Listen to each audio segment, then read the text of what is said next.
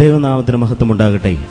അവൻ്റെ പുത്രനായ യേശു ക്രിസ്തുവിൻ്റെ രക്തം സകല പാപവും പോക്കി നമ്മെ ശുദ്ധീകരിക്കുന്നു എന്നുള്ള ദൈവവചനം അന്വർത്ഥമാകുമാറ് ഒരു കാലത്ത് മദ്യത്തിനും മയക്കുമരുന്നിനും അടിമപ്പെട്ട് പിശാചിൻ്റെ ആയുധമായി ജീവിച്ച റെനി ജോർജ് താൻ ചെയ്ത കൊലപാതകത്തിൻ്റെ ജീവപര്യന്തം തടവ് ശിക്ഷ തിരുവനന്തപുരം സെൻട്രൽ ജയിലിൽ അനുഭവിക്കവേ യേശു ക്രിസ്തുവിൻ്റെ സ്നേഹത്താൽ പിടിക്കപ്പെട്ട് മാനസാന്തരപ്പെട്ട് ഇന്ന് കർത്താവിൻ്റെ വേലയിൽ ലോകമെങ്ങും വളരെ പ്രയോജനപ്പെട്ടുകൊണ്ടിരിക്കുന്നു.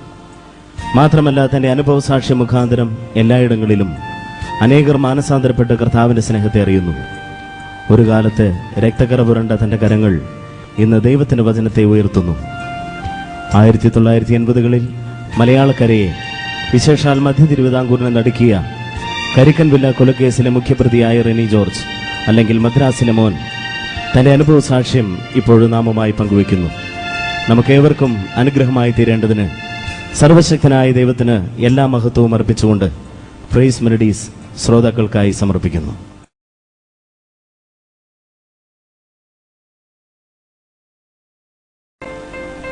ക്രിസ്തുയേശു പാപികളെ രക്ഷിപ്പാൻ ലോകത്തിൽ വന്നുവെന്നുള്ളത് വിശ്വാസ്യവും എല്ലാവരും അംഗീകരിപ്പാൻ യോഗ്യവുമായ വചനം തന്നെ. ആ പാപികളിൽ ഞാൻ ഒന്നാമൻ. 1980 ഒക്ടോബർ മാസം 6-ാം തീയതി എൻ്റെ ജീവിതത്തിലെ കറുത്ത ദിനമായി മാറി. ഞാനും എൻ്റെ 3 സുഹൃത്തുക്കളും കൂടി മദ്രാസിൽ നിന്നും തിരുവല്ലയിലെത്തി എൻ്റെ ബന്ധുവായിരുന്ന കരിക്കൻവില്ലയിലെ ജോർജ് അങ്കിളിനെയും ആൻറ്റി റേച്ചലിനെയും കൊലപ്പെടുത്തിയ ദിവസമാണ്. മാനുഷികമായി ചിന്തിക്കുമ്പോൾ എനിക്ക് വളരെ ദുഃഖമുണ്ട്. ഞാനും എൻ്റെ സുഹൃത്തുക്കളും കൂടി ചെയ്ത ഈ ഏറ്റവും നീചമായ പ്രവൃത്തി ഒരിക്കലും നീതീകരിക്കുവാനാവില്ല. എൻ്റെ ജീവിതത്തിൽ ഒരിക്കലും ഒരു കൊലപാതകിയായി തീരുവാൻ ഞാൻ ആഗ്രഹിച്ചതല്ല. എന്നാൽ ചെറുപ്രായം മുതൽ മാതാപിതാക്കളിൽ നിന്നും അകന്ന് ദുർമാർഗിയായി സ്വന്തം ഇഷ്ടപ്രകാരം ജീവിച്ച് ഒടുവിൽ ഏറ്റവും ഭയങ്കരമായ ഈ അവസ്ഥയിലേക്ക് ഞാൻ മാറ്റപ്പെടുകയായിരുന്നു. ഞാനും എൻ്റെ സുഹൃത്തുക്കളും ഈ കൊലപാതകത്തിനു ശേഷം ഞങ്ങളുടെ ശരീരത്തിൽ വീണ ചോരത്തുള്ളികൾ വൃത്തിയാക്കുവാൻ ശ്രമിച്ചു. ഞങ്ങൾ പോയി കുളിച്ച് ഞങ്ങളുടെ വസ്ത്രമെല്ലാം മാറി ഞങ്ങളുടെ ശരീരത്തിലും വസ്ത്രത്തിലും പുരണ്ട ചോരക്കറകൾ കഴുകി വൃത്തിയാക്കുവാൻ ഞങ്ങൾക്ക് കഴിഞ്ഞു. എന്നാൽ ഞങ്ങളുടെ ഹൃദയത്തിൽ പതിച്ച ആ ശാപത്തിൻ്റെ കറ, ആ കറ മായ്ക്കുവാൻ ഞങ്ങൾക്ക് കഴിഞ്ഞില്ല. ഞാനും എൻ്റെ സുഹൃത്തുക്കളും എത്രമാത്രം മദ്യപിച്ചിട്ടും വളരെ കൂടുതൽ മയക്കുമരുന്ന് ഉപയോഗിച്ചിട്ടും ഞങ്ങളുടെ മനസ്സുകൾ വളരെ ഭയങ്കരമായ അവസ്ഥയിലായി തീർന്നു. ഞങ്ങൾ ചെയ്തതായ ആ പ്രവൃത്തിയുടെ തിക്തമായ അവസ്ഥ ഞങ്ങളെ വേട്ടയാടിക്കൊണ്ടിരുന്നു. ഒടുവിൽ 10ാമത്തെ ദിവസം ഞങ്ങളെ പോലീസ് അറസ്റ്റ് ചെയ്ത് ലോക്കപ്പിലാക്കി. ലോക്കപ്പിലായപ്പോൾ ഞാൻ പോലീസ് ഉദ്യോഗസ്ഥന്മാരുടെ ചോദ്യങ്ങൾക്കെല്ലാം മറുപടി പറഞ്ഞു.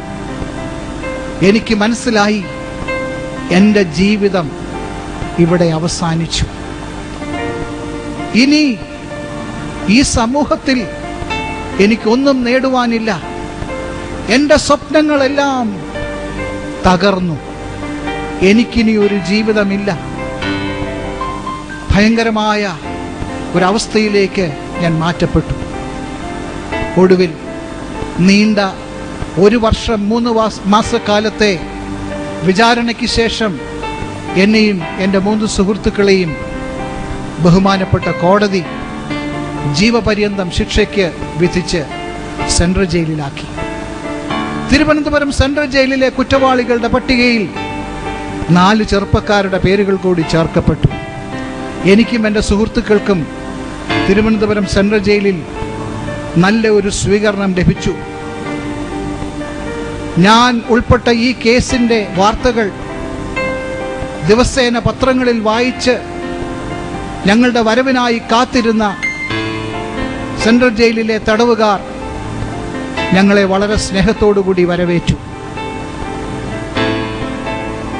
സെൻട്രൽ ജയിലിലെ ഞങ്ങളുടെ ജീവിതം വളരെ ശോചനീയമായതായിരുന്നു.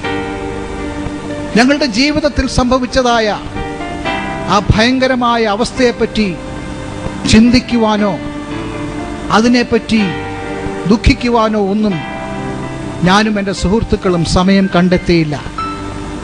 അതിന് പകരമായി ജയിലിലും മദ്യവും മയക്കുമരുന്നും എല്ലാം ഉപയോഗിച്ച് ജയിലിലെ ഭീകരന്മാരായ കുറ്റവാളികളുമായി സുഹൃത്ത് ബന്ധം സ്ഥാപിച്ച് ഇനി എന്നെങ്കിലും പുറത്തു വരികയാണെങ്കിൽ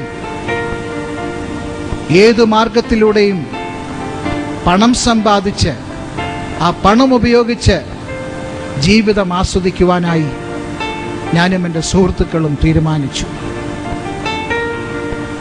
ഇതിനുവേണ്ടി പല പ്ലാനുകളും പദ്ധതികളും ജയിലിലെ മറ്റ് കൂട്ടുകാരുമായി ചേർന്ന് ഞങ്ങൾ ആവിഷ്കരിച്ചു.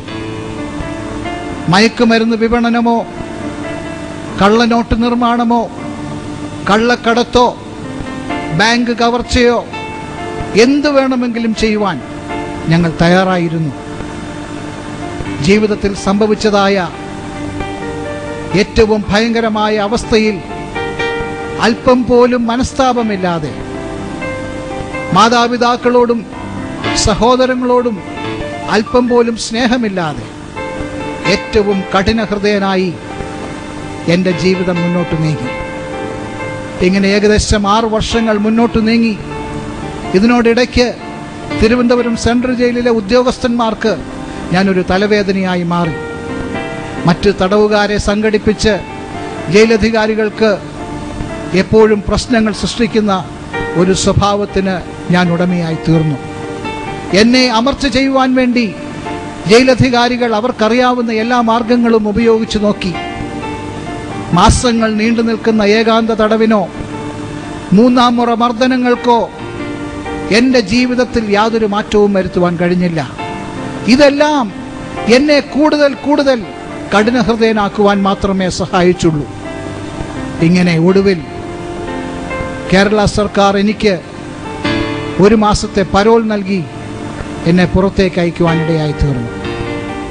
ഈ സമയം എൻ്റെ ജയിലിലുള്ള കൂട്ടുകാരുമായി ചേർന്ന് ഞങ്ങൾക്ക് ജയിലിൽ ജീവിതം ആസ്വദിക്കുവാൻ ധാരാളം പണം ആവശ്യമായിരുന്നതുകൊണ്ട് എങ്ങനെയെങ്കിലും ധാരാളം പണം സമ്പാദിക്കുവാനുള്ള ഒരു മാർഗം ഞങ്ങൾ ആവിഷ്കരിച്ചു.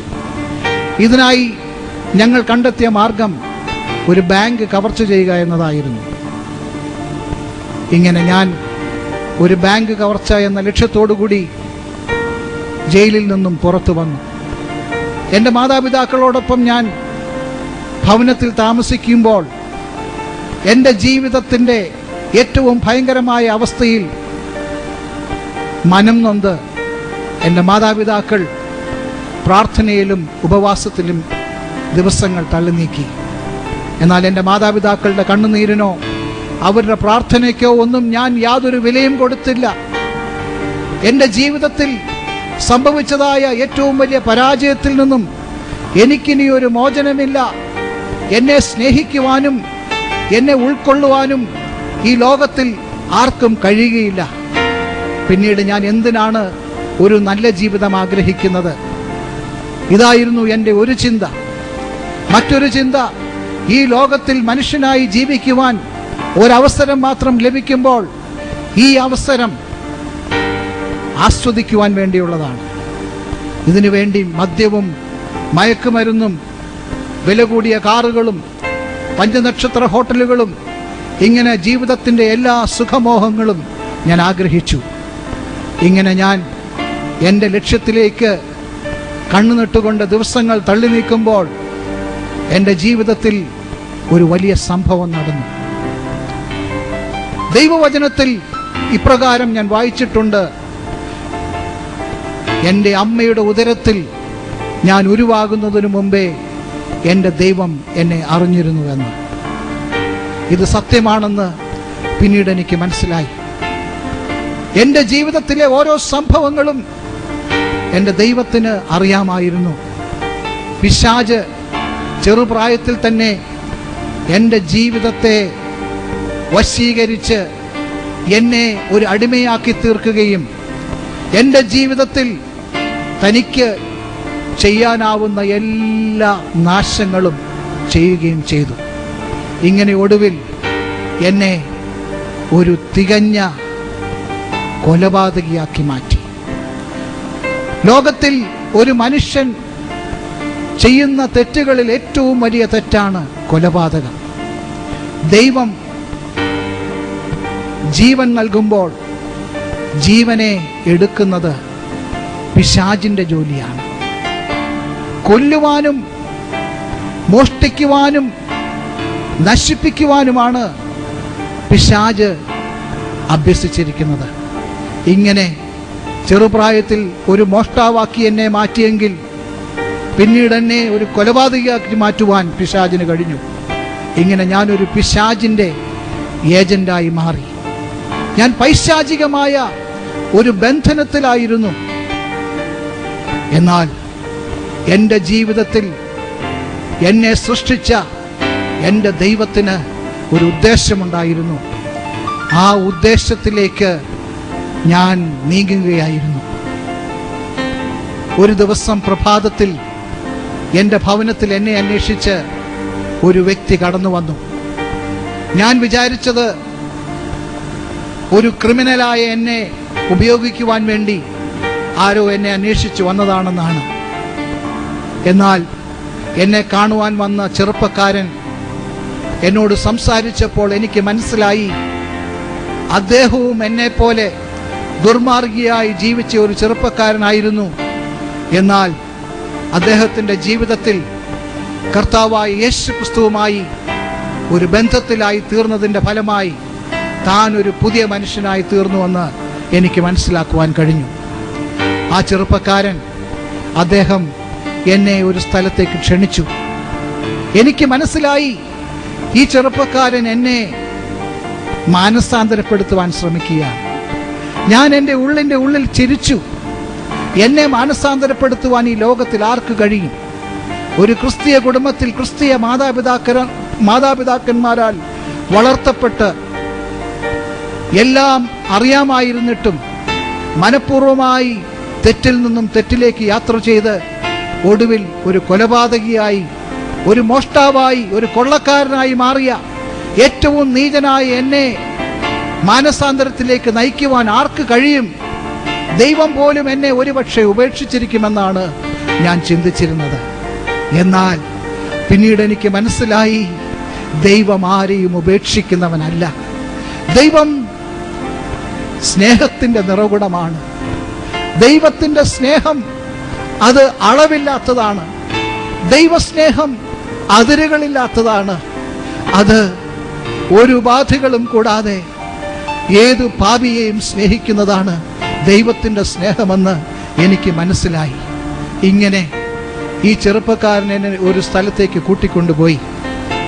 ഞാൻ വിചാരിച്ചത് ഈ എന്നെ വിളിച്ചത് കൊണ്ട് മാത്രം, ആ ചെറുപ്പക്കാരനെ തൃപ്തിപ്പെടുത്തുവാൻ വേണ്ടി മാത്രം ഞാൻ അദ്ദേഹത്തോടു കൂടെ പോയതാണ്.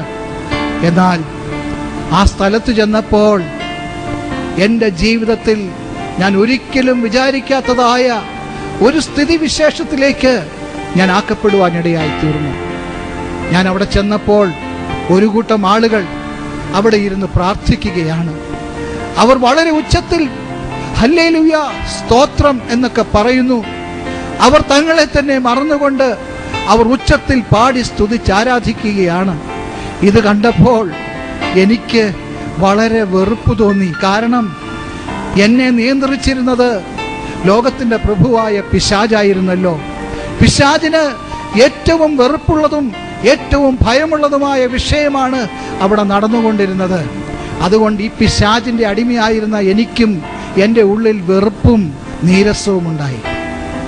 എന്നാൽ ഈ വ്യക്തികൾ അവർ ബന്ധപ്പെട്ടുകൊണ്ടിരുന്നത് സർവശക്തനും സർവജ്ഞാനിയും സർവവ്യാപിയുമായ ദൈവത്തോടു കൂടിയായിരുന്നു.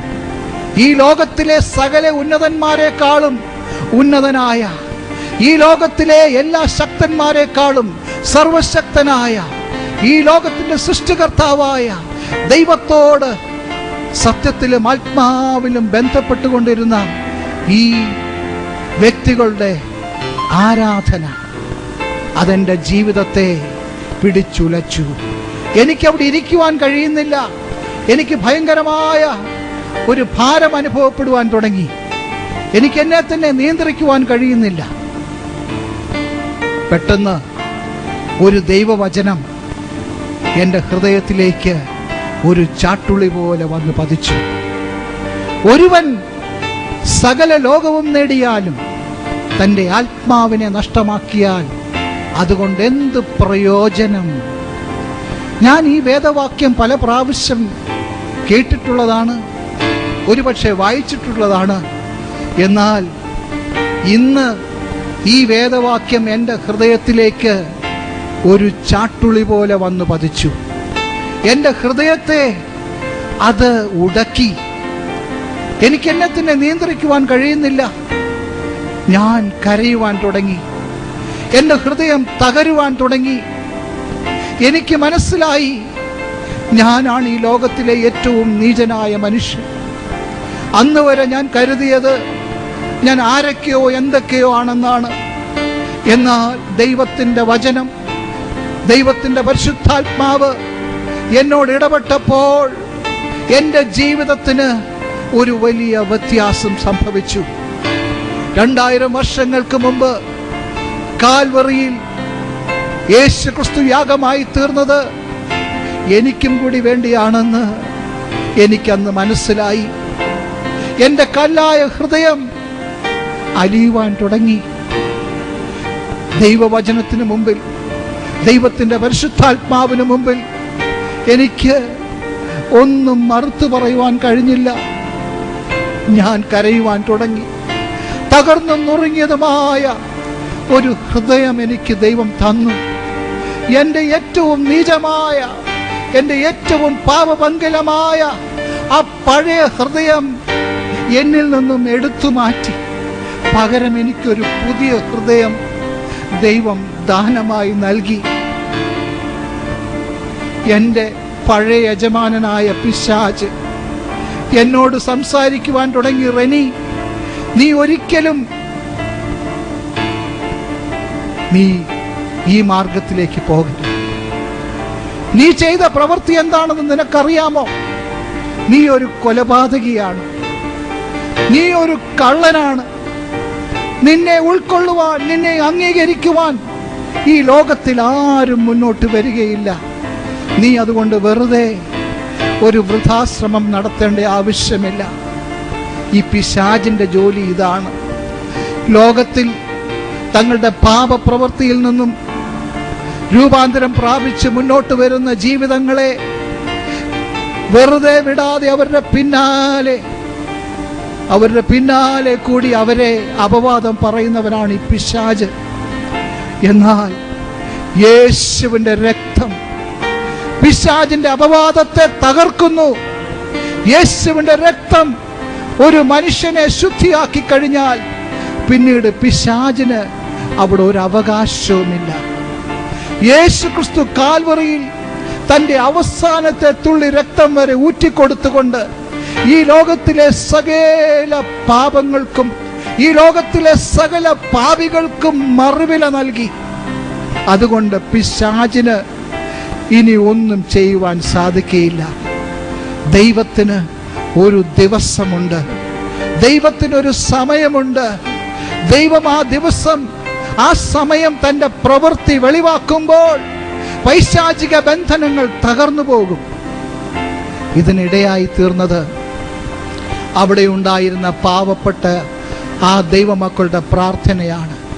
അവർ വിദ്യാസമ്പന്നന്മാരല്ലായിരുന്നു, അവർ സമൂഹത്തിലെ ഉന്നതന്മാരല്ലായിരുന്നു, അവർ സമ്പന്നന്മാരല്ലായിരുന്നു.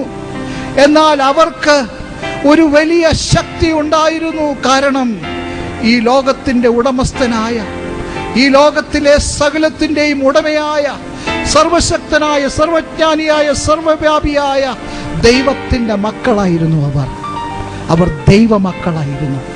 അവർ ദൈവസന്നിധിയിൽ പ്രാർത്ഥിച്ചു കൊണ്ടിരുന്നപ്പോൾ അവരുടെ പ്രാർത്ഥനയ്ക്ക് ദൈവം മറുപടി നൽകി. എൻ്റെ മാതാപിതാക്കളുടെ അനേക വർഷക്കാലത്തെ പ്രാർത്ഥനയ്ക്ക് ദൈവം മറുപടി നൽകി. എൻ്റെ മാതാപിതാക്കളുടെ അനേക സുഹൃത്തുക്കളുടെ നീണ്ട കാലത്തെ പ്രാർത്ഥനയ്ക്ക് ദൈവം അന്ന് മറുപടി നൽകി. എൻ്റെ യാതൊരു യോഗ്യതയുമല്ല, എനിക്ക് എന്ത് യോഗ്യതയാണുള്ളത്? കള്ളനും കവർച്ചക്കാരനും കൊലപാതകിയുമായ എനിക്ക് എന്ത് യോഗ്യതയാണുള്ളത്? എന്നാൽ അവൻ്റെ പുത്രനായ യേശുവിൻ്റെ രക്തം സകല പാപങ്ങളും പോക്കി നമ്മെ ശുദ്ധീകരിക്കുവാൻ തക്കവണ്ണം മതിയായതാകുന്നു എന്നത് ദൈവവചനമാണ്. ദൈവവചനം ദൈവമാണ്, അത് ശക്തിയുള്ളതാണ്. ഹല്ലേലൂയ. അങ്ങനെ ഞാനൊരു പുതിയ മനുഷ്യനായി തീർന്നു. ദൈവസന്നിധിയിൽ ഞാൻ എഴുന്നേറ്റ് നിന്ന് ഇപ്രകാരം പറഞ്ഞു: ദൈവമേ, എനിക്കൊരവസരം നൽകണമേ. അങ്ങയുടെ പുത്രനായ യേശുവിൻ്റെ രക്തത്താൽ എന്നെ കഴുകി ശുദ്ധീകരിക്കണമേ. എന്നെ സഹായിക്കുവാൻ, എന്നെ അംഗീകരിക്കുവാൻ ഈ ലോകത്തിൽ ആരുമില്ല. എന്നാൽ ദൈവമേ, ഞാൻ എൻ്റെ ജീവിതം അങ്ങയുടെ പാദങ്ങളിൽ സമർപ്പിക്കുന്നു. എന്നെ അങ്ങ് കൈക്കൊള്ളണമേ എന്ന് ഞാൻ ദൈവസന്നിധിയിൽ കണ്ണുനീരോടുകൂടി, അനുതാപത്തോടുകൂടി, തകർന്നു നുറുങ്ങിയതുമായ ഹൃദയത്തോടുകൂടി ഞാൻ ഏറ്റുപറഞ്ഞു. എൻ്റെ പ്രാർത്ഥന സ്വർഗം അംഗീകരിച്ചു. എന്നെ ഒരു പുതിയ മനുഷ്യനാക്കി തീർത്തു. ഒരുവൻ ക്രിസ്തുവിലായാൽ അവൻ പുതിയ സൃഷ്ടിയാകുന്നു. പഴയതെല്ലാം കഴിഞ്ഞുപോയി, സകലതും പുതിയതാകുന്നു എന്ന ദൈവവചനം എൻ്റെ ജീവിതത്തിൽ അന്വർത്ഥമായി തീർന്നു. ദൈവവചനം മാത്രമാണ് ഈ ലോകത്തിൽ യാഥാർത്ഥ്യമായിട്ടുള്ളത്. ഈ ലോകത്തിൽ മറ്റൊന്നും യാഥാർത്ഥ്യമില്ല. ദൈവവചനത്തിൽ പറഞ്ഞിരിക്കുന്നത് ഉവ്വ് ഉവ്വ് എന്നും ഇല്ല ഇല്ല എന്നുമാണ്. ദൈവവചനത്തിലെ ഒരു വള്ളിക്കും ഒരു പുള്ളിക്കും വ്യത്യാസമില്ല. ദൈവവചനം എൻ്റെ ജീവിതത്തിൽ യാഥാർത്ഥ്യമായി തീർന്നു. അന്ന് മുതൽ ഞാനൊരു പുതിയ മനുഷ്യനായി തീർന്നു. അവിടെ നിന്നും ഞാൻ പുറത്തേക്ക് വന്നത് ഒരു പുതിയ മനുഷ്യനായിട്ടാണ്. അന്ന് മുതൽ എൻ്റെ ജീവിതം കർത്താവായ യേശു ക്രിസ്തുവിൽ അധിഷ്ഠിതമായി തീർന്നു. അവങ്കലേക്ക് നോക്കിയവർ പ്രകാശിതരായി, അവരുടെ മുഖം ലജ്ജിച്ചു പോയതുമില്ല എന്ന ദൈവവചനം അത് യാഥാർത്ഥ്യമാണ്. ഞാൻ നോക്കിയത് കാൽവറി ക്രൂശിലേക്കാണ്. ഞാൻ നോക്കിയത് പിതാവിന്റെ വലത്തുഭാഗത്തിരിക്കുന്ന യേശുവിന്റെ മുഖത്തേക്കാണ്. കാര്യസ്ഥനായ പരിശുദ്ധാത്മാവ് മുഖാന്തരം എൻ്റെ പ്രാർത്ഥന യേശു ക്രിസ്തുവിൽ കൂടി പിതാവായ ദൈവം അംഗീകരിച്ചു. എൻ്റെ കാലുകൾ ക്രിസ്തുവാകുന്ന പാറമേൽ ദൈവം ഉറപ്പിച്ചു. എൻ്റെ വായിൽ ദൈവം ഒരു പുതിയ പാട്ട് തന്നു. ആ പാട്ടിൻ്റെ പേര് രക്ഷയുടെ ഗാനമെന്നാണ്. അന്ന് മുതൽ ഞാൻ ആ പാട്ട് പാടുവാൻ തുടങ്ങി. എനിക്ക് ലഭിച്ച അവസരങ്ങളെല്ലാം എല്ലാ മുക്കിലും മൂലയിലും നിന്നുകൊണ്ട് ഞാൻ ആ പാട്ട് പാടുവാൻ തുടങ്ങി. ഈ ലോകത്തിലെ ഏറ്റവും വലിയ ദാനം രക്ഷ എന്ന ദാനമാണ്. അത് മലകൾ കയറിയാൽ കിട്ടുന്നതല്ല, അത് തീർത്ഥാടനങ്ങൾ നടത്തിയാൽ കിട്ടുന്നതല്ല, അത് ക്രിയകൾ നടത്തിയാൽ കിട്ടുന്നതല്ല, അത് വില കൊടുത്തു വാങ്ങുവാൻ കഴിയുന്നതല്ല. അത് സൗജന്യമായ രക്ഷ എന്ന ദാനമാണ്. ഇത് ലഭിക്കുന്നത് ആർക്കാണ്? ഒരു അർഹതയുമില്ലാത്തവർക്ക്. എൻ്റെ ഏക അർഹത എനിക്കൊരു അർഹതയുമില്ലായിരുന്നു എന്നതാണ്.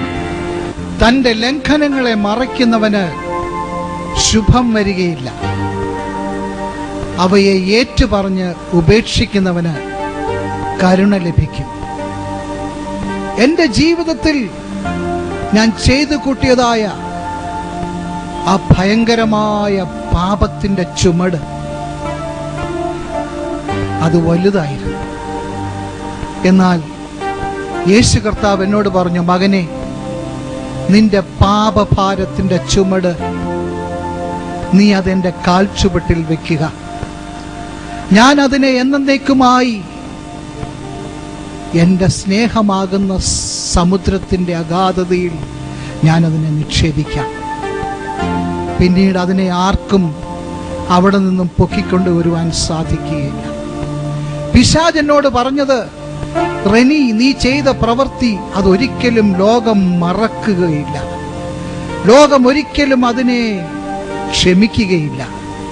എന്നാൽ എൻ്റെ യേശു കർത്താവ് എന്നോട് പറഞ്ഞു, മകനെ, നിന്റെ പാപങ്ങൾ ഞാൻ എന്നേക്കുമായി അതിനെ ക്ഷമിക്കുക മാത്രമല്ല, അതിനെ എന്നേക്കുമായി ദൈവസ്നേഹമാകുന്ന ആ സമുദ്രത്തിന്റെ അഗാധതയിൽ ഞാൻ അതിനെ നിക്ഷേപിക്കാം. നീ ഒന്നുകൊണ്ടും ഭയപ്പെടേണ്ട മകനെ, ഞാൻ നിന്നോടുകൂടെയുണ്ട്. സകലരും നിന്നെ തള്ളിക്കളഞ്ഞാലും ഞാൻ നിന്നെ ഒരിക്കലും തള്ളിക്കളയുകയില്ല മകനെ. എനിക്കത് മതിയായി. എൻ്റെ ജീവിതത്തിൽ സംഭവിച്ച ഈ സംഭവ വികാസങ്ങൾ മനുഷ്യർ മനസ്സിലാക്കി. അവർ പറഞ്ഞു, റെനി ജോർജ് മാനസാന്തരപ്പെട്ടു. എത്ര കാലം ഇത് നീണ്ടു നിൽക്കും? കുറച്ച് ദിവസങ്ങൾ കഴിയുമ്പോൾ അവൻ പഴയ വഴിയിലേക്ക് തിരിച്ചു വരും. ചിലപ്പോൾ ചില ആഴ്ചകൾ നീണ്ടു നിൽക്കും, ചിലപ്പോൾ ചില മാസങ്ങൾ നീണ്ടേക്കാം. എന്നാൽ അവൻ ഒരിക്കലും സ്ഥിരമായി ഈ പാതയിൽ പോകുവാൻ കഴിയുകയില്ല എന്ന് ലോകം വിധി എഴുതി. എന്നാൽ എൻ്റെ വിശ്വാസത്തിന്റെ നായകൻ ഈ ലോകത്തിലെ നേതാക്കൾ ആരുമല്ലായിരുന്നു. എൻ്റെ ജീവിതത്തിൽ നല്ല പ്രവൃത്തി ആരംഭിച്ചത് ഈ ലോകത്തിലെ മനുഷ്യരല്ല. എൻ്റെ ജീവിതത്തിൽ ഒരു നല്ല പ്രവൃത്തി ആരംഭിച്ചത് എൻ്റെ രക്ഷകനായ യേശു ക്രിസ്തുവാണ്. എൻ്റെ രക്ഷകനായ യേശു ക്രിസ്തു ആരുടെയെങ്കിലും ജീവിതത്തിൽ ഒരു നല്ല പ്രവൃത്തി ആരംഭിച്ചിട്ടുണ്ടെങ്കിൽ അതിനെ പകുതി വഴിയിൽ വിട്ടുകളയുന്നവനല്ല എൻ്റെ യേശു ക്രിസ്തു. അതിൻ്റെ സമാപ്തിയിലേക്ക് അതിനെ നയിക്കുന്നവനാണ് എൻ്റെ രക്ഷകനായ യേശു ക്രിസ്തു. ഞാൻ തിരികെ സെൻട്രൽ ജയിലിലേക്ക് കടന്നുപോയി. എൻ്റെ സുഹൃത്തുക്കൾ ആകാംക്ഷയോടുകൂടി എൻ്റെ വരവിനായി കാത്തിരിക്കുകയാണ്. ബാങ്ക് കവർച്ച ചെയ്ത് ധാരാളം പണവുമായി വരാമെന്ന് വാഗ്ദാനം ചെയ്ത് പോയ റെനി ജോർജാണ്. റെനി ജോർജ് പരോളിൽ നിൽക്കുമ്പോൾ ഒരു ബാങ്ക് കവർച്ചയും നടന്നു. കൂട്ടുകാരെല്ലാവരും സന്തോഷിച്ചു. ഞങ്ങളുടെ കൂട്ടുകാരനായ റെനി ജോർജ് തന്നെയാണ് ഇതിന്റെ പിന്നിലുള്ളതെന്ന്. എന്നാൽ റെനി ജോർജിന്റെ ജീവിതത്തിൽ ഈ ലോകത്തിലെ ഏറ്റവും വലിയ ബാങ്ക് കൊള്ള ചെയ്യുവാൻ ഇടയായി തീർന്നു. ഈ ലോകത്തിലെ ഏറ്റവും വലിയ ബാങ്ക് ഓഫ് ഹെവൻ ആണ്. ഈ ലോകത്തിലെ എല്ലാ നിക്ഷേപങ്ങളെക്കാളും ഏറ്റവും വലിയ നിക്ഷേപങ്ങളുള്ളത് സ്വർഗീയ ബാങ്കിലാണ്. ആ സ്വർഗീയ ബാങ്ക് കൊള്ളയടിക്കുവാൻ റെനി ജോർജിനിടയായി തീർന്നു. സ്വർഗീയ ബാങ്കിലെ ഏറ്റവും വില കൂടിയ നിക്ഷേപം നിത്യജീവനാണ്. ഈ ഏറ്റവും വിലപിടിപ്പുള്ള ഈ ലോകത്തിലെ കോഹിനൂർ രത്നത്തിനേക്കാളും ഈ ലോകത്തിലെ ഏറ്റവും വില കൂടിയ രത്നത്തെക്കാളും വിലമതിപ്പുള്ള നിത്യജീവൻ അതിനെ അവകാശമാക്കുവാൻ റെനി ജോർജിന് കഴിഞ്ഞു. എന്നാൽ റെനി ജോർജിന്റെ കൂട്ടുകാർക്ക് ഇത് വിശ്വസിക്കുവാൻ കഴിഞ്ഞില്ല. റെനി ജോർജ് പുതിയ മനുഷ്യനായ ആ കാലയളവിൽ തന്നെ ലോകത്തിന്റെ പ്രഭുവായ പിശാച് തന്റെ മറ്റു ചില അനുയായികളെ കൊണ്ട് കേരളത്തിലെ മറ്റൊരു ബാങ്ക് കൊള്ളയടിച്ചു. ഏകദേശം 50 ലക്ഷം രൂപ വിലമതിക്കുന്ന സ്വർണ്ണാഭരണങ്ങൾ ഈ ബാങ്കിൽ നിന്നും അവർ കൊള്ളയടിച്ചു കൊണ്ടുപോയി. ഇന്ന് വരെ ആ കേസിന് തുമ്പുണ്ടാക്കുവാൻ പോലീസ് അധികാരികൾക്ക് കഴിഞ്ഞിട്ടില്ല. റെനി ജോർജിന്റെ കൂട്ടുകാർ അവർ സന്തോഷിച്ചു, ഇത് റെനി ജോർജ് അല്ലാതെ മറ്റാരുമല്ല ചെയ്തത്. എന്നാൽ റെനി ജോർജിന്റെ ജീവിതത്തിൽ ഏറ്റവും വലിയ സന്തോഷം, സമാധാനം, നിത്യജീവൻ കരസ്ഥമാക്കുവാൻ റെനി ജോർജിന് കഴിഞ്ഞു. ആ സന്തോഷവുമായി ആ സമാധാനവുമായി റെനി ജോർജ് സെൻട്രൽ ജയിലിലേക്ക് കടന്നുപോയി. റെനി ജോർജിന് ഇനി പണത്തിന്റെ ആവശ്യമില്ല. റെനി ജോർജിന് ഇനി മയക്കുമരുന്നിന്റെ ആവശ്യമില്ല. റെനി ജോർജിന് ഇനി സ്നേഹിതന്മാരുടെ ആവശ്യമില്ല. റെനി ജോർജിന് ഒരു നല്ല സ്നേഹിതനെ കിട്ടി. ഒരിക്കലും വിട്ടുപിരിയാത്ത, ഏതാപത്തിലും വിട്ടുപിരിയാത്ത ഏറ്റവും ഒരു നല്ല സ്നേഹിതനെ യേശുക്രിസ്തുവിൽ കൂടി റെനി ജോർജിന് ലഭിച്ചു. ആ സന്തോഷത്തോടെ റെനി ജോർജ് തിരികെ ജയിലിലേക്ക് ചെന്നപ്പോൾ കൂട്ടുകാർക്കത് മനസ്സിലാക്കുവാൻ കഴിഞ്ഞില്ല. അവർ പതിവ് പോലെ റെനി ജോർജിന്റെ അടുക്കിലേക്ക് ഓടി വന്നു. തങ്ങൾക്ക് ആവശ്യമുള്ള മയക്കുമരുന്നും പണവുമൊക്കെയായി കടന്നു വന്നിരിക്കുമെന്നുള്ള ധാരണയോടുകൂടി കടന്നു വന്നു. എന്നാൽ റെനി ജോർജിന്റെ കയ്യിൽ ഒരു കറുത്ത ബൈൻഡിട്ട പുസ്തകം ഇരിക്കുന്നു. അവർക്ക് മനസ്സിലായി, ഇത് ക്രിസ്ത്യാനികളുടെ വേദപുസ്തകമാണ്. റെനി ജോർജിന് ഈ പുസ്തകവുമായി എന്ത് ബന്ധമാണുള്ളത്? റെനി ജോർജിനോട് അവർ ചോദിച്ചു, എന്താണ് റെനി? റെനി ജോർജ് ഇപ്രകാരം പറഞ്ഞു, സുഹൃത്തുക്കളെ, നിങ്ങളെ ദുഃഖിപ്പിക്കുന്നതിൽ, നിങ്ങളെ വിഷണ്ണരാക്കിയതിൽ എനിക്ക് വിഷമമുണ്ട്. എന്നാൽ ഇനി നിങ്ങളുമായി പഴയ ജീവിതത്തിൽ തുടരുവാൻ എനിക്ക് കഴിയുകയില്ല. എൻ്റെ ജീവിതം ഞാൻ ഒരാളുമായുള്ള ബന്ധത്തിലാക്കി തീർത്തു. എനിക്കിനി പഴയതുപോലെ ജീവിക്കുവാൻ കഴിയുകയില്ല. എൻ്റെ ജീവിതത്തിൻ്റെ നായകൻ യേശുക്രിസ്തുവാണ്. യേശുക്രിസ്തുവുമായി ഞാൻ ഒരു ഉടമ്പടി ചെയ്തിരിക്കുകയാണ്. ഇനി ഞാൻ ജീവിക്കുന്നത് യേശുവിൻ്റെ അനുയായിയായിട്ടാണ്, യേശുക്രിസ്തുവിൻ്റെ അടിമയായിട്ടാണ് ഞാൻ ഇനി ജീവിക്കുവാൻ പോകുന്നത്. എൻ്റെ ജീവിതത്തിൻ്റെ 33 വർഷങ്ങൾ ഈ ലോകത്തിൻ്റെ പ്രഭുവായ പിശാചിന്റെ അടിമയായി ഞാൻ ജീവിച്ചു. എന്നാൽ ഇനി എനിക്ക് ഒരു ജീവിതമുണ്ടെങ്കിൽ എൻ്റെ രക്ഷകനായ യേശുവിൻ്റെ അടിമയായി ഞാൻ ജീവിക്കുവാൻ തീരുമാനിച്ചു. അതുകൊണ്ട് സുഹൃത്തുക്കളെ, എനിക്കിനി പഴയതുപോലെ നിങ്ങളോടൊപ്പം കഴിയുവാൻ സാധ്യമല്ല. അവർക്ക് വളരെ നിരാശയായി. അവർ റെനി ജോർജിൽ ഒരു വലിയ നേതാവിനെ കണ്ടിരുന്നു. തങ്ങളെ നയിക്കുവാനും തങ്ങൾക്ക് ആവശ്യമായ ഉപദേശങ്ങൾ തരുവാനും തങ്ങളുടെ വിഷയങ്ങളിൽ സഹായിക്കുവാനും ഉണ്ടായിരുന്ന ഒരു സുഹൃത്തിനെ അവർക്ക് നഷ്ടപ്പെട്ടതിൽ അവർക്ക് നിരാശയുണ്ടായി. അവർക്ക് വളരെ ദുഃഖമുണ്ടായി. അവർ ഇപ്രകാരം എന്നോട് പറഞ്ഞു, റെനി, നിനക്ക് നിന്റെ തലയ്ക്ക് സ്ഥിരതയില്ലാതായിരിക്കുന്നു. അനേക വർഷങ്ങളായി മയക്കുമരുന്ന് ഉപയോഗിച്ച നിനക്ക് നിന്റെ മാനസിക നിലയ്ക്ക് തകരാറ് സംഭവിച്ചിരിക്കുന്നു. ഇതെല്ലാം വെറും തട്ടിപ്പാണ് റെനി. നീ ഇതിന്റെ പിന്നാലെ പോയി നിന്റെ വിലയേറിയ ജീവിതം, അവരുടെ ഭാഷയിൽ അവർ അങ്ങനെയാണ് പറഞ്ഞത്, നിനക്ക് നല്ല ഭാവിയുള്ള ഒരു വ്യക്തിയാണ്, നിനക്കിനി വളരെ ജീവിക്കുവാനുണ്ട്, ഈ ലോകത്തിൽ അനേകം കാര്യങ്ങൾ നിനക്ക് ആസ്വദിക്കുവാനുണ്ട്, നീ വെറുതെ ഈ ആവശ്യമില്ലാത്ത പരിപാടിക്ക് പോകരുതെന്ന് അവർ എന്നോട് പറഞ്ഞു. എന്നാൽ അവരുടെ ആ നിർദ്ദേശങ്ങൾക്കൊന്നും എൻ്റെ മനസ്സിനെ മാറ്റുവാൻ കഴിഞ്ഞില്ല. കാരണം എൻ്റെ മനസ്സിൻ്റെ നിയന്ത്രണം ഈ ലോകത്തിൻ്റെ ഏറ്റവും ശക്തനായ ഭരണാധികാരി പിടിച്ചടക്കിയിരുന്നു. എൻ്റെ ജീവിതം ഈ ലോകത്തിലെ ഏറ്റവും ശക്തനായ വ്യക്തി അതിനെ അവകാശം പറഞ്ഞിരുന്നു. അതുകൊണ്ട് എന്നെ അവകാശം പറയുവാൻ ഇനി ആർക്കും കഴിയുകയില്ല. അങ്ങനെ ഞാൻ ഒറ്റപ്പെട്ടു. എനിക്കൊരു സുഹൃത്തുക്കളുമില്ലാതായി തീർന്നു. എന്നാൽ എനിക്കൊരു സുഹൃത്തുണ്ടായിരുന്നു. ഒരിക്കലും എന്നെ കൈവിടാത്ത എൻ്റെ യേശുക്രിസ്തു എന്നോടൊപ്പം ഉണ്ടായിരുന്നു. ആഴ്ചകൾ, മാസങ്ങൾ മുന്നോട്ട് പോയി. ജയിലിലെ ഉദ്യോഗസ്ഥന്മാർക്ക് എന്നെ മനസ്സിലാക്കുവാൻ കഴിഞ്ഞില്ല. അവർ വിചാരിച്ചത് ഞാൻ എന്തോ ചില തട്ടിപ്പുകളുമായി കടന്നു വന്നിരിക്കുകയാണ്. സുഹൃത്തുക്കൾക്ക് എന്നെ മനസ്സിലാക്കുവാൻ കഴിഞ്ഞില്ല. അവർ ചിന്തിച്ചത് ചില ദിവസങ്ങൾ കഴിയുമ്പോൾ ഞാൻ ഈ ജീവിതത്തിൽ മടുത്ത് വീണ്ടും അവരോടൊപ്പം ചേരുമെന്നാണ്. എന്നാൽ യേശുക്രിസ്തുവിന്റെ സന്തോഷം, യേശുക്രിസ്തുവിന്റെ സമാധാനം, സകല ബുദ്ധിയെയും കവിയുന്ന ദൈവ സമാധാനം എൻ്റെ ഹൃദയത്തിലേക്ക് കടന്നു വന്നതുകൊണ്ട് ഞാൻ ഈ അവസ്ഥയിൽ പതറിപ്പോയില്ല. എനിക്ക് കൂട്ടിന് ദൈവവചനമുണ്ടായിരുന്നു. എനിക്ക് സഹായത്തിന് പരിശുദ്ധാത്മാവുണ്ടായിരുന്നു.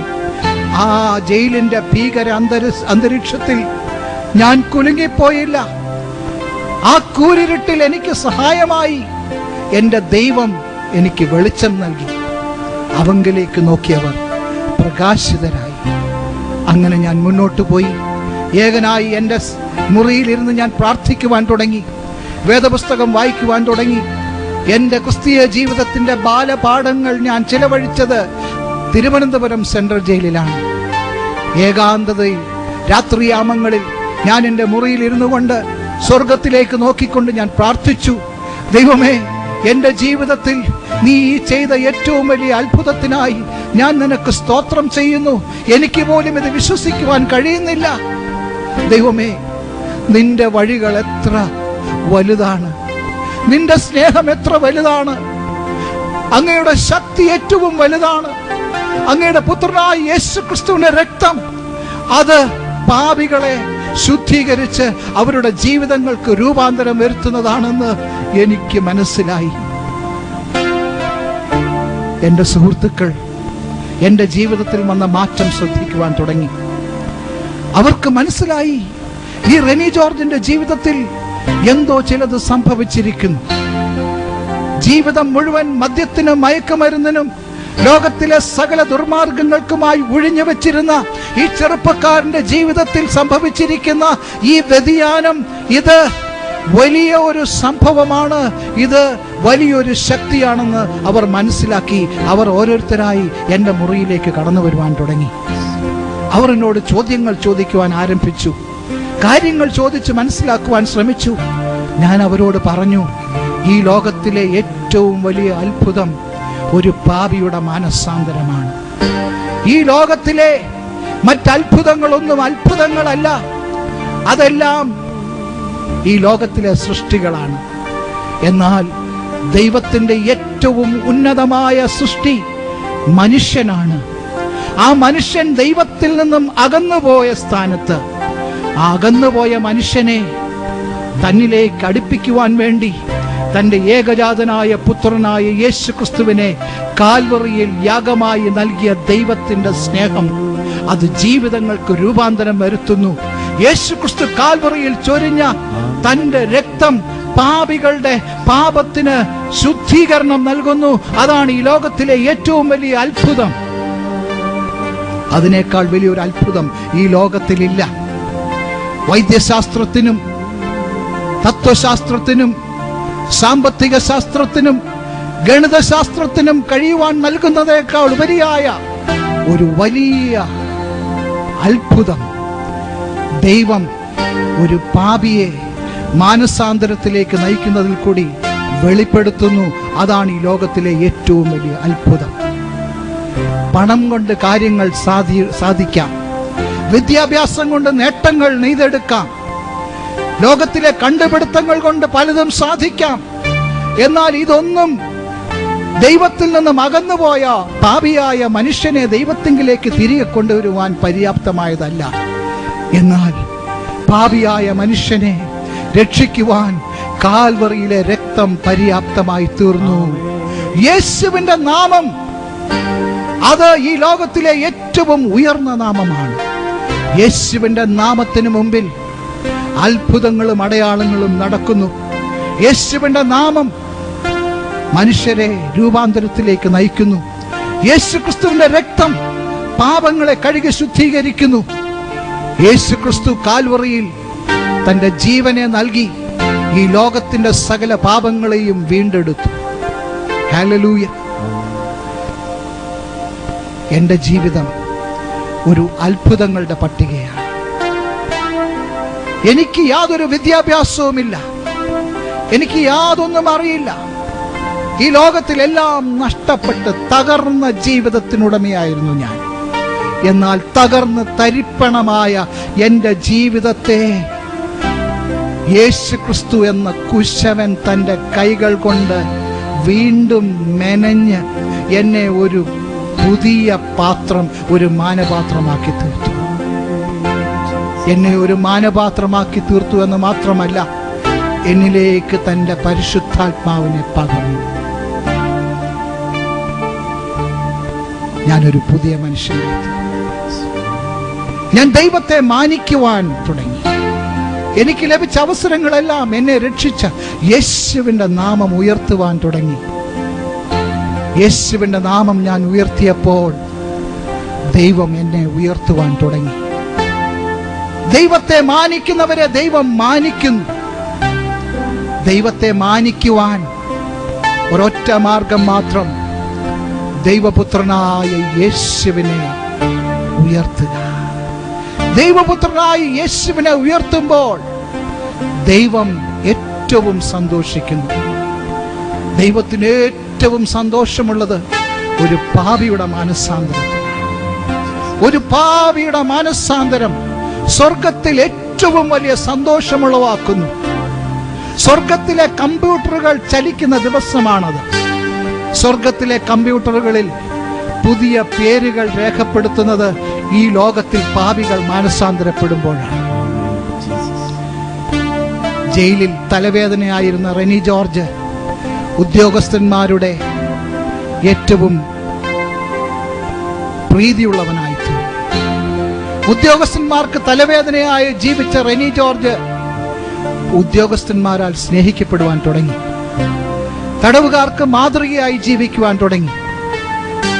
ഞാൻ ഒറ്റയ്ക്ക് എൻ്റെ മുറിയിൽ ആരംഭിച്ച പ്രാർത്ഥനകൾ മറ്റ് തടവുകാർ കടന്നു വന്ന് എന്നോടൊപ്പം ഇരുന്ന് പ്രാർത്ഥിക്കുവാൻ ആരംഭിച്ചപ്പോൾ അതൊരു സമൂഹ പ്രാർത്ഥനയായി മാറി. ഞങ്ങൾ ഒരുമിച്ച് പാട്ടുകൾ പാടുവാൻ തുടങ്ങി. ഞങ്ങൾ ഒരുമിച്ച് വേദപുസ്തകം വായിക്കുവാൻ തുടങ്ങി. ജയിലിനുള്ളിലെ ചാപ്പലിൽ ഞങ്ങൾ ഒരുമിച്ച് ചേർന്ന് പാട്ടുകൾ പാടി ദൈവത്തെ ആരാധിക്കുവാൻ തുടങ്ങി. ജയിലുദ്യോഗസ്ഥന്മാർക്ക് ഇത് മനസ്സിലാക്കുവാൻ കഴിഞ്ഞില്ല. അവർ ഞങ്ങളെ ശാസിച്ചു നോക്കി. എന്നാൽ പിന്നീട് അവർക്ക് മനസ്സിലായി, ഈ ചെറുപ്പക്കാർ, ഇവർ ഈ ജയിലിലെ ഏറ്റവും ദുർമാർഗികളായ തടവുകാരായിരുന്നു. എന്നാൽ ഇന്നിവരുടെ ജീവിതത്തിന് മാറ്റം വന്നിരിക്കുന്നു. അതുകൊണ്ട് അവർ പാടട്ടെ, അവർ പ്രാർത്ഥിക്കട്ടെ എന്നവർ പറഞ്ഞു. അങ്ങനെ ജയിലിൽ ആരംഭിച്ച പ്രാർത്ഥനാ കൂട്ടം വളരെ ശക്തമായ ഒരു ഫെലോഷിപ്പായിട്ട് മാറി. 1, 2, 3 ഇങ്ങനെ തടവുകാർ മാനസാന്തരപ്പെട്ട് യേശുവിന്റെ വകയായി തീർന്നു. ദൈവത്തിന്റെ പരിശുദ്ധാത്മാവ് വളരെ ശക്തമായി ആ സെൻട്രൽ ജയിലിൽ വ്യാപരിക്കുവാൻ തുടങ്ങി. പുറത്തുനിന്നും കടന്നു വന്ന് ജയിലിൽ ആരാധനകൾ നടത്തുന്ന ക്രിസ്തീയ പ്രവർത്തകരോടൊപ്പം ചേർന്ന് പ്രാർത്ഥിക്കുവാനും ആരാധിക്കുവാനും ജയിലിൽ നിന്നും വളരെ തടവുകാർ മുന്നോട്ട് വന്നു. അവർ യഥാർത്ഥത്തിൽ സത്യത്തിലും ആത്മാവിലും ദൈവത്തെ ആരാധിക്കുവാൻ തക്കവണ്ണം അവരുടെ ഹൃദയങ്ങൾക്ക് രൂപാന്തരം സംഭവിച്ചു. പരിശുദ്ധാത്മാവ് അത് പാപത്തെക്കുറിച്ചും നീതിയെക്കുറിച്ചും ന്യായവിധിയെക്കുറിച്ചും ബോധ്യം വരുത്തുന്നതാണ്. ദൈവത്തിന്റെ പരിശുദ്ധാത്മാവ് ജീവിതങ്ങളെ സ്പർശിക്കുമ്പോൾ ജീവിതങ്ങൾ തകരും. തകർന്നു നുറുങ്ങിയതുമായ ഹൃദയങ്ങൾ അവർ യേശുവിന്റെ കരങ്ങളാൽ തലോടലേൽക്കുമ്പോൾ അവർ ആ ദൈവസ്നേഹത്തിന്റെ ആ കരളാനനം ഏൽക്കുമ്പോൾ അവർ പുതിയ മനുഷ്യരായി തീരുന്നു. അങ്ങനെ സെൻട്രൽ ജയിലിൽ അനേക തടവുകാർ പുതിയ മനുഷ്യരായി തീർന്നു. അവർ ജയിലിൽ നിന്ന് പുറത്തേക്ക് പോയി മിഷണറിമാരായി പുറത്ത് ജീവിക്കുന്നു. എന്റെ ജീവിതത്തിൽ ഞാൻ 14 വർഷം 9 മാസം ജയിലിൽ കിടക്കേണ്ടി വന്നു. അനേക തടവുകാർ 8 വർഷം 10 വർഷം കഴിഞ്ഞ് ജയിൽ മോചിതരായപ്പോൾ എനിക്ക് എന്തുകൊണ്ട് മോചനം ലഭിക്കുന്നില്ല എന്ന് അനേകർ ചിന്തിച്ചു. എന്നാൽ എനിക്കൊരു കാര്യം അറിയാം, എന്നെ രക്ഷിച്ച എൻ്റെ യേശു കർത്താവിന് എൻ്റെ ജീവിതത്തിൽ ഒരു ഉദ്ദേശമുണ്ടായിരുന്നു. ഞാൻ ജയിലിലായിരുന്നെങ്കിലും ഞാൻ സ്വതന്ത്രനായി തീർന്നിരുന്നു. 1987 ഓഗസ്റ്റ് മാസം 15-ാം തീയതി ഞാൻ സാക്ഷാൽ സ്വതന്ത്രനായി തീർന്നു. വേദപുസ്തകത്തിൽ ഇപ്രകാരം പറയുന്നു, പുത്രൻ സ്വാതന്ത്ര്യം വരുത്തിയാൽ നിങ്ങൾ സാക്ഷാൽ സ്വതന്ത്രരായി തീരും. ഞാൻ ജയിലിൽ നിന്നും മോചിതനായി തീർന്നത് 1995 ജൂൺ മാസം 23-ാം തീയതിയാണ്. എന്നാൽ 1987 ഓഗസ്റ്റ് മാസം 15-ാം തീയതി ഞാൻ എന്റെ പാപജീവിതത്തോട് വിട പറഞ്ഞ് കർത്താവായ യേശു ക്രിസ്തുവിന്റെ രക്തത്താൽ കഴുകൽ പ്രാപിച്ച് ഞാൻ ഒരു പുതിയ മനുഷ്യനായി തീർന്നപ്പോൾ ഞാൻ സാക്ഷാൽ സ്വതന്ത്രനായി തീർന്നു. എന്റെ ജീവിതത്തിന്റെ മേൽ പിശാച് വരിഞ്ഞു മുറുക്കിയിരുന്ന ബന്ധനങ്ങൾ തകർന്ന് തരിപ്പണമായി ഞാനൊരു പുതിയ മനുഷ്യനായി തീർന്നു. അതുകൊണ്ട് എനിക്ക് പിന്നീട് ദുഃഖിക്കേണ്ടി വന്നില്ല. ജയിൽ ജീവിതം എനിക്കൊരു മിഷണറി ജീവിതമായി മാറി. അതെനിക്കൊരു മിഷൻ പ്രവർത്തനമായി മാറി. ജയിലിൽ പ്രാർത്ഥനകൾ നടത്തുവാനും ചെയിൻ പ്രയർ നടത്തുവാനും മറ്റു തടവുകാരുമായി സുവിശേഷം പങ്കുവെക്കുവാനും ദൈവം എനിക്കൊരു അവസരം തന്നു. എൻ്റെ ജയിൽ ജീവിതം എൻ്റെ ജീവിതത്തിൻ്റെ അവസാനം അധ്യായമായി തീർന്നില്ല. ഞാനൊരു പുതിയ മനുഷ്യനായി തീർന്നതോടുകൂടി എൻ്റെ ജീവിതത്തിൽ ദൈവം എനിക്ക് അവസരങ്ങൾ തന്നുകൊണ്ടിരുന്നു. എൻ്റെ ദൈവം എന്നെ മാനിച്ചു. ജയിലിൽ കിടക്കുമ്പോൾ തന്നെ ഞാൻ വിവാഹിതനായി തീർന്നു. എന്നെ പോലെ ജീവിതത്തിൽ സകലവും നഷ്ടപ്പെട്ട ഒരു വ്യക്തിയെ വിവാഹം കഴിക്കുവാൻ ഏത് പെൺകുട്ടി തയ്യാറാകും? എന്നാൽ ദൈവത്തെ മാനിക്കുന്നവരെ ദൈവം മാനിക്കുമെന്നത് അത് യാഥാർത്ഥ്യമാണ്.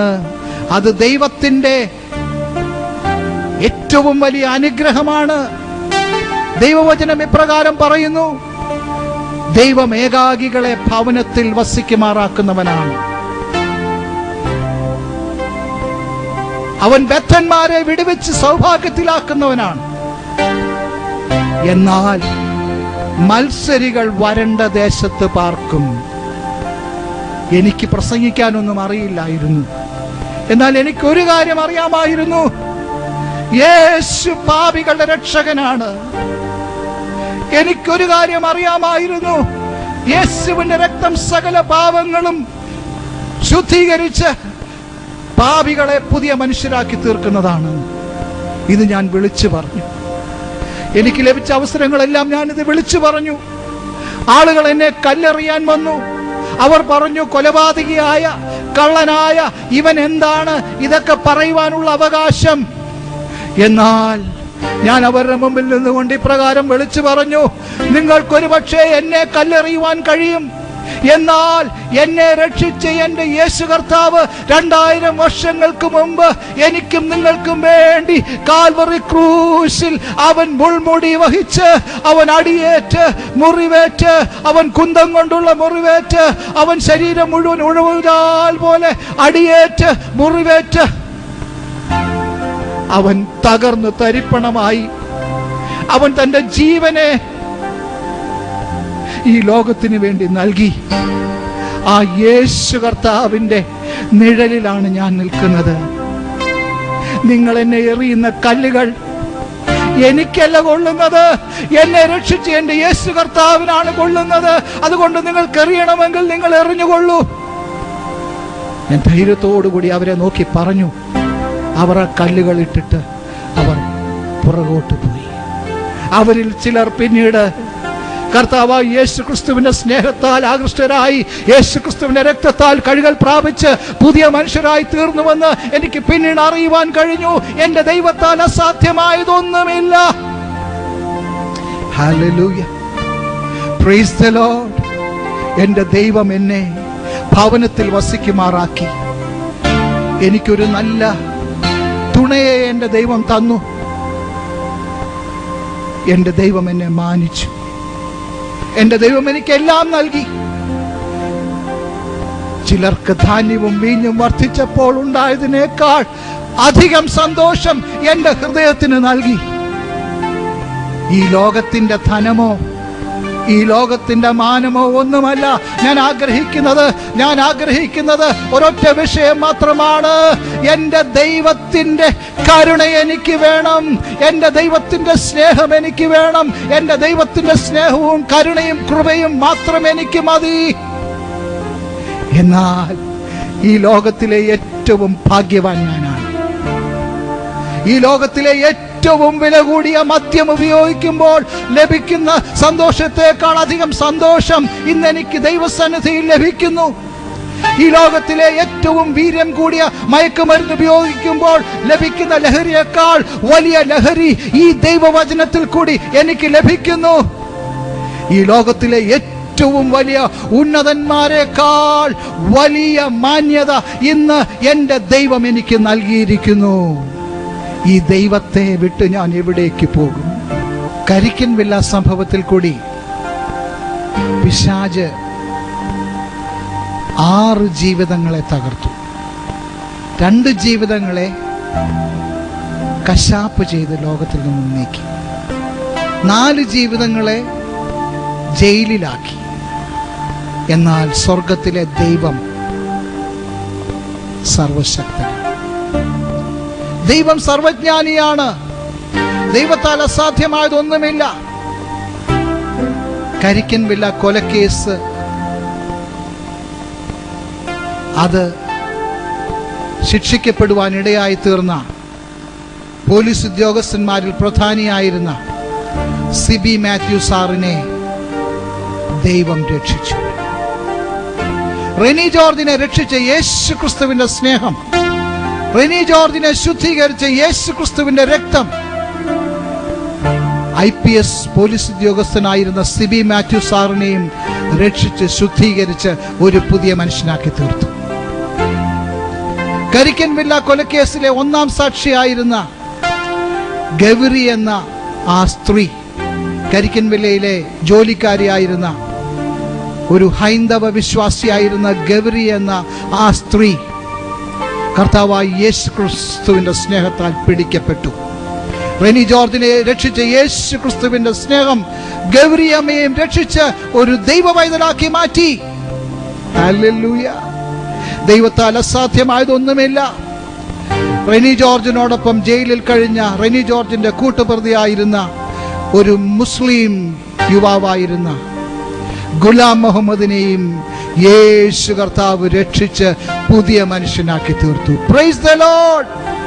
എന്റെ ജയിൽ ജീവിതകാലത്ത് അനേക തടവുകാർ രക്ഷിക്കപ്പെട്ട് ദൈവമക്കളായി തീർന്നത് കാണുവാൻ എന്റെ ദൈവം എനിക്ക് ഭാഗ്യം നൽകി.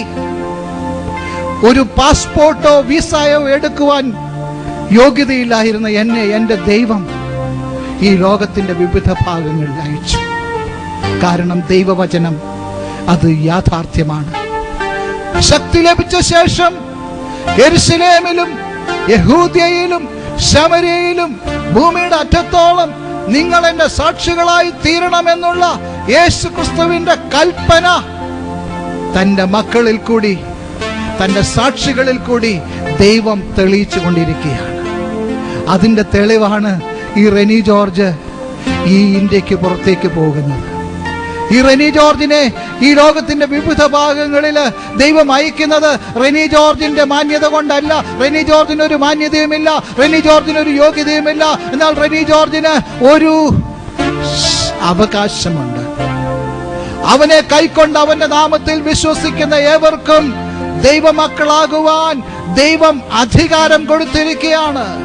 റെനി ജോർജിന് ഇപ്പോൾ ഒരു അധികാരം ലഭിച്ചിരിക്കുകയാണ്. ഒരു കാലത്ത് ജയിലിൽ കഴിഞ്ഞിരുന്ന പോലീസ് അധികാരികളുടെയും ജയിലധികാരികളുടെയും മുമ്പിൽ കൈകെട്ടി ഓച്ചാനിച്ച് നിന്നിരുന്ന റെനി ജോർജിന് ഇന്ന് ഏത് പോലീസ് ഉദ്യോഗസ്ഥന്റെയും മുമ്പിൽ പോയി ഇരിക്കുവാനുള്ള അധികാരം ദൈവം കൊടുത്തിരിക്കുകയാണ്. ഏത് ഉയർന്ന പോലീസ് ഉദ്യോഗസ്ഥനോടും മാന്യതയോടുകൂടി സംസാരിക്കുവാൻ ദൈവം അധികാരം കൊടുത്തിരിക്കുകയാണ്. ഇത് യഹോവയാൽ സംഭവിച്ചു. ഇത് മനുഷ്യരുടെ ദൃഷ്ടിയിൽ ആശ്ചര്യമായിരിക്കുന്നു. ഈ ലോകത്തിലെ ഒരു പത്മശ്രീക്കും, ഈ ലോകത്തിലെ ഒരു നോബൽ സമ്മാനത്തിനും, ഈ ലോകത്തിലെ ഒരു ശക്തിക്കും ഇത് നൽകുവാൻ കഴിയത്തില്ല. സ്വർഗത്തിലെ ദൈവത്തിനും പുത്രനായ യേശുക്രിസ്തുവിനും കാര്യസ്ഥനായ പരിശുദ്ധാത്മാവിനും മാത്രം കഴിയുന്ന ഒരു പ്രത്യേക വിശേഷതയാണിത്. അതുകൊണ്ട് എന്നെ കേൾക്കുന്ന പ്രിയ സഹോദരി സഹോദരന്മാർ, ഞാൻ എൻ്റെ യേശുവിന്റെ മഹിമ കണ്ട സാക്ഷിയാണ്. ഞാൻ ഇന്ന് നിൽക്കുന്നത് ദൈവിക കോടതി മുമ്പാകെയാണ്. ഞാൻ ഇന്ന് ഈ സാക്ഷി പറയുന്നത് നിങ്ങൾക്ക് ഒരു അനുഗ്രഹം ലഭിക്കേണ്ടതിനാണ്. നിങ്ങൾ ഇന്ന് കേൾക്കുന്ന എൻ്റെ ഈ സാക്ഷിയുടെ മുമ്പാകെ നിങ്ങൾക്ക് അനുഗ്രഹം ലഭിക്കണമെങ്കിൽ നിങ്ങൾ ഇതിനെ അംഗീകരിക്കണം. റെനി ജോർജ്, നിന്റെ സാക്ഷ്യം വളരെ നന്നായിരിക്കുന്നു. നീ വളരെ നന്നായി സംസാരിക്കുന്നു. നിനക്ക് ഇതൊക്കെ സംസാരിക്കുവാൻ എങ്ങനെ കഴിയുന്നുവെന്ന് ചിന്തിച്ച് നിങ്ങൾ ഇവിടെ നിന്നും കടന്നു പോയാൽ നിങ്ങൾക്ക് ഇതുകൊണ്ടൊന്നും ലഭിക്കത്തില്ല. എന്നാൽ എന്നെ രക്ഷിച്ച എൻ്റെ യേശുവിൻ്റെ ആ ആണിപ്പാടുള്ള ആ കരങ്ങളിലേക്ക് നിങ്ങൾക്കൊന്ന് നോക്കുവാൻ കഴിയും. എന്നെ രക്ഷിച്ച എൻ്റെ യേശുവിൻ്റെ ആ മുൾക്കിരീടം വെച്ച ആ മുറിവേറ്റ തലയിലേക്ക് നിങ്ങൾക്കൊന്ന് നോക്കാമോ? എൻ്റെ യേശുവിൻ്റെ തിരുശരീരത്തിൽ നിന്നും ഒഴുകുന്ന ആ ചൂട് രക്തത്തിലേക്ക് നിങ്ങൾക്ക് നിങ്ങളുടെ കണ്ണുകളൊന്ന് ഉയർത്താം. എന്നാൽ നിങ്ങൾക്ക് രക്ഷ ലഭിക്കും. മറ്റൊരുത്തനിലും രക്ഷയില്ല.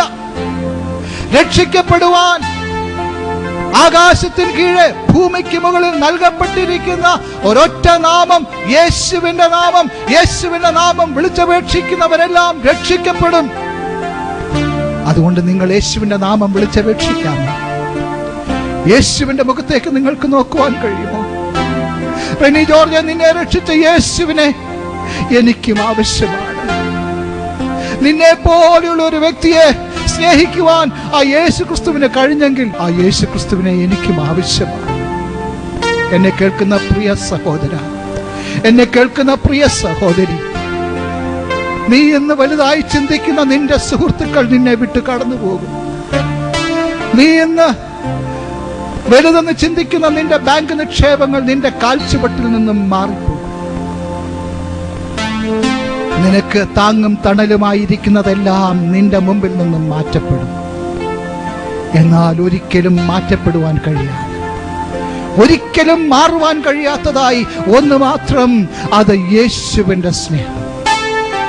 2000 വർഷങ്ങൾക്ക് മുമ്പ് ഈ ലോകത്തിന്റെ മധ്യഭാഗത്ത് കാൽവറിയിൽ തന്റെ ജീവനെ ഈ ലോകത്തിന്റെ പാപത്തിന് വേണ്ടി ബലിയർപ്പിച്ച യേശു ക്രിസ്തുവിന് മാത്രമേ ഈ ലോകത്തെ അവകാശം പറയുവാൻ കഴിയുകയുള്ളൂ. ആ യേശു ക്രിസ്തു പിതാവിന്റെ വലതുഭാഗത്തിരുന്നു കൊണ്ട് മധ്യസ്ഥത ചെയ്യുകയാണ്. രക്ഷിക്കപ്പെടുന്ന ദൈവമക്കൾക്ക് വേണ്ടി മധ്യസ്ഥത ചെയ്യുകയാണ്. യേശു ക്രിസ്തുവിന്റെ മധ്യസ്ഥത നിനക്ക് ലഭിക്കണമെങ്കിൽ നീ യേശു ക്രിസ്തുവിനെ രക്ഷിതാവായി അംഗീകരിച്ച്, ഹൃദയത്തിൽ അംഗീകരിച്ച്, വായ കൊണ്ട് ഏറ്റു പറയണം. അല്ലാതെ ലോകത്തിൽ താന്തോന്നികളായി നടക്കുന്ന മദ്യപാനികൾക്കും മയക്കുമരുന്ന് ഉപയോഗിക്കുന്നവർക്കും ലോകത്തിലെ ദുർമാർഗികൾക്കും വേണ്ടി പിതാവിന്റെ വലതുഭാഗത്ത് മധ്യസ്ഥത ചെയ്യുകയല്ല യേശുവിന്റെ ജോലി.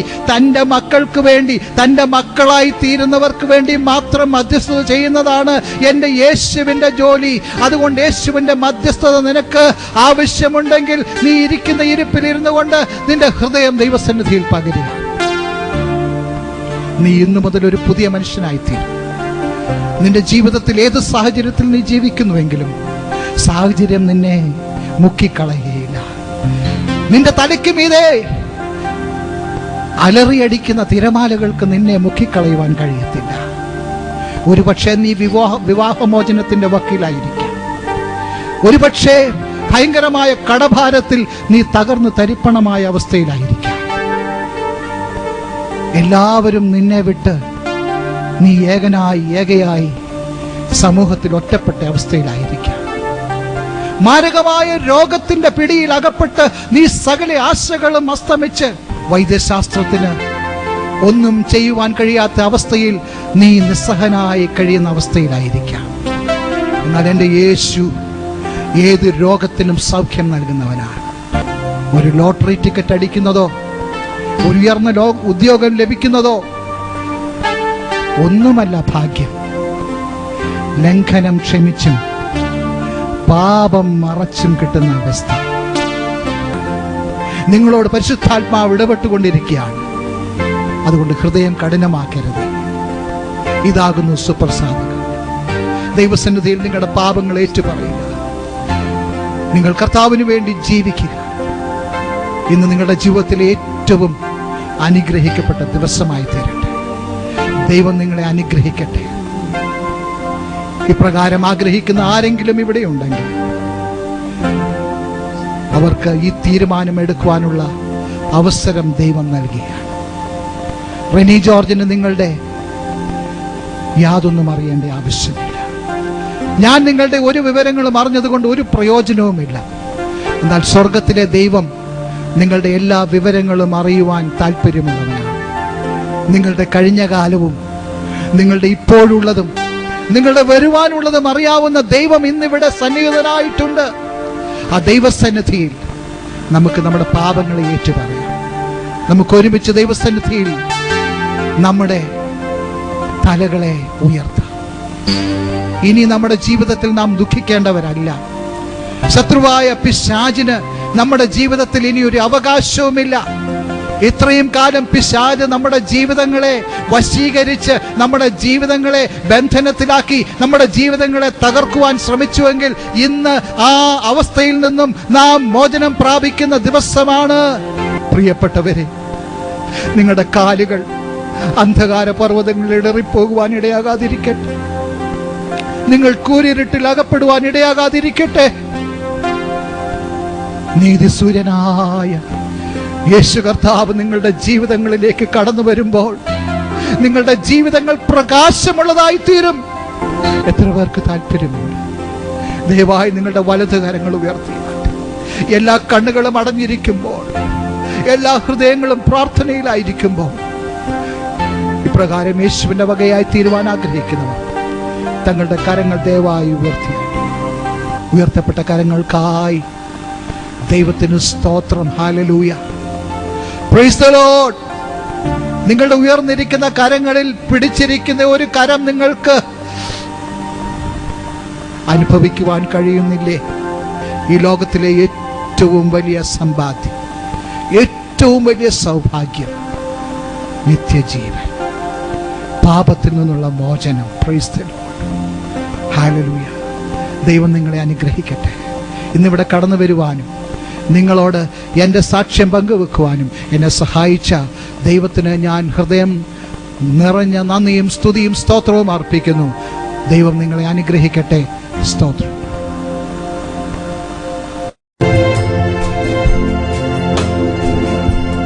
ശുദ്ധിക്കായി നീ യേശു സമീപേ പോയോ, കുളിച്ചോ കുഞ്ഞാട്ടിൻ രക്തത്തിൽ,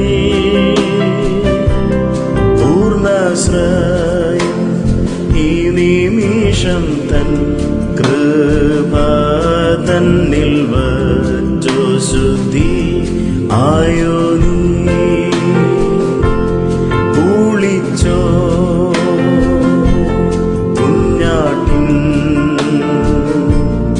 ആത്മശുദ്ധി നൽകും രക്തത്തിൽ, ഹിമം പോൽ കളങ്കമോ നിൻ അങ്കി, കുളിച്ചോ കുഞ്ഞാട്ടിൻ രക്തത്തിൽ.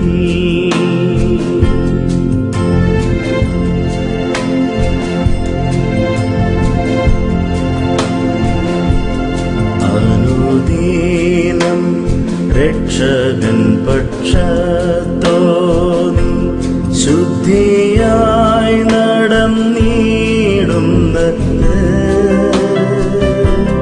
ക്രൂശേറിയ കർത്തനിൽ നീനക്കുണ്ടോ വിശ്രമം, ആഴിക തോറുമേ കുളിച്ചോ കുഞ്ഞാട്ടിൻ ആത്മശുദ്ധി നൽകും രക്തത്തിൽ, ഹിമം പോൽ നിഷ്കളങ്കമോ നിൻ അങ്കി, കുളിച്ചോ കുഞ്ഞാട്ടിൻ രക്തത്തിൽ.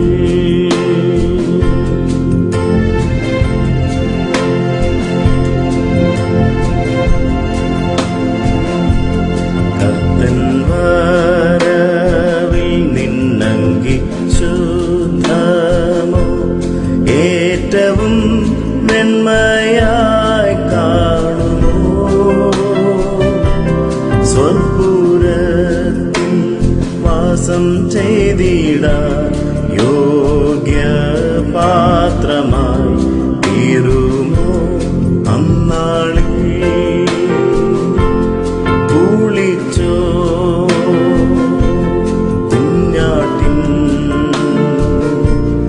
ആത്മശുദ്ധി നൽകും രക്തത്തിൽ,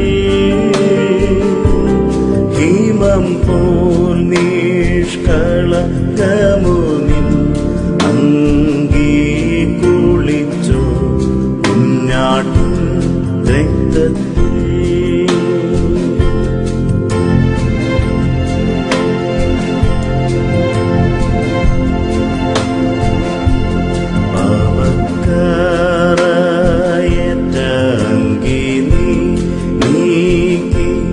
കുഞ്ഞാട്ടിൻ രക്തത്തിൽ കുളിക്കാൻ, ജീവനീർ ഒഴുകുന്നു അശുദ്ധർക്കായി,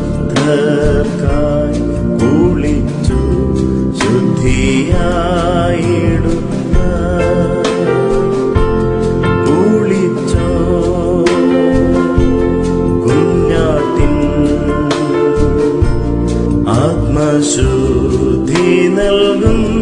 രക്തത്തെ ഹിമം പോർ നിഷ്കളങ്കമോ നിൻ അങ്കി കുളിച്ചോ കുഞ്ഞാട്ടിൻ രക്തത്തെ കുളിച്ചോ